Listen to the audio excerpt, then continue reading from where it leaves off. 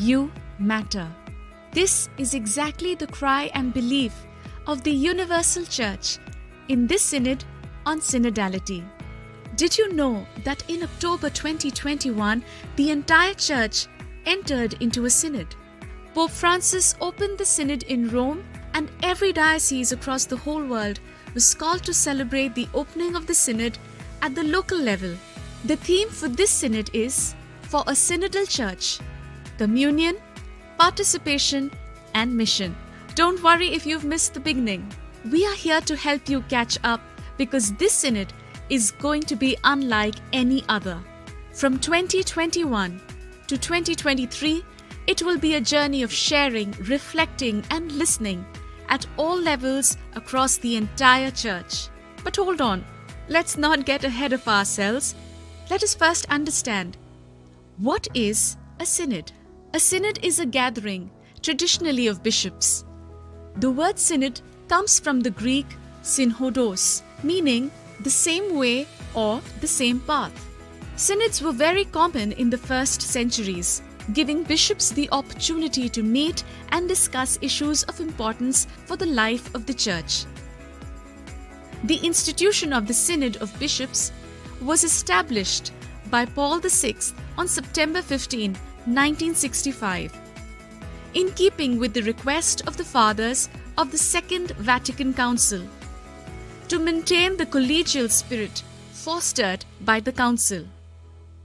Since then, synods have been organized every 2 or 3 years, bringing together bishops, experts, and various delegates to discuss different topics. In each case, bishops vote on a final document. Then, the Pope writes his own text called an apostolic exhortation to open new pathways and shed new light on what was discussed at the Synod, so that it can radiate across the entire Church. So what is synodality? Synodality is about journeying together. This happens through listening to one another in order to hear what God is saying to all of us. It is realizing that the Holy Spirit can speak through anyone to help us walk forward together on our journey as the people of God. The point is not that we take 2 years to understand some new buzzword that will soon fade. Synodality is no passing phase. It is a call to be a new way of being church. In other words, it is walking together. The very heart of what the Church is all about. St. John Chrysostom said that for him, Church and Synod were synonyms, since the Church is all about walking together. In this sense, synodality is a way of renewing the Church from her deepest roots in order to be more united with one another and better carry out our mission in the world. In simpler terms, a synodal church is a church that listens. As Pope Francis stated in the commemoration of the 50th anniversary of the institution of the Synod of Bishops, it is a mutual listening in which everyone has something to learn.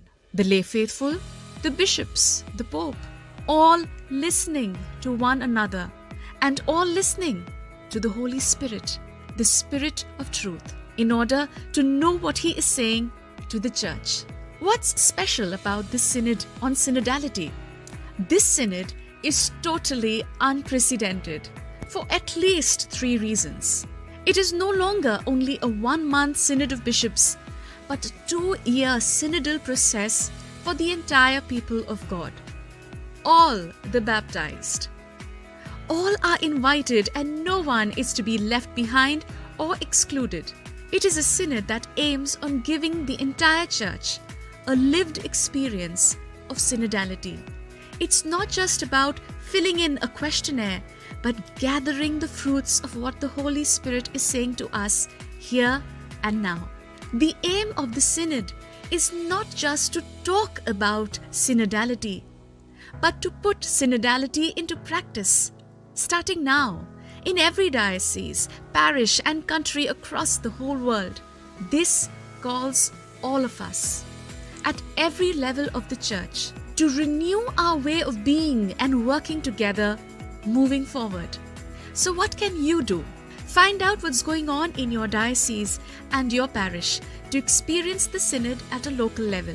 Each diocese is called to facilitate local synodal meetings to involve all the faithful in this journey undertaken by the entire Church. Since the entire purpose of the Synod is to listen to everyone, even children, trusting that the Holy Spirit can speak through anyone, let's start by truly listening to each other, especially those who are in the margins of our churches, who are forgotten, ignored, or not listened to. If you are an elder or a person in position, listen to those in your care. If you are a parent, hear what your children are trying to communicate to you. If you are a priest, pay attention to what your parishioners are voicing. If you are a superior in your community, listen to what the young ones are struggling with. Remember, if you want to be heard, you must also be willing to listen. And finally, pray for the whole Church. Ask the Holy Spirit to inspire and lead us in this beautiful journey.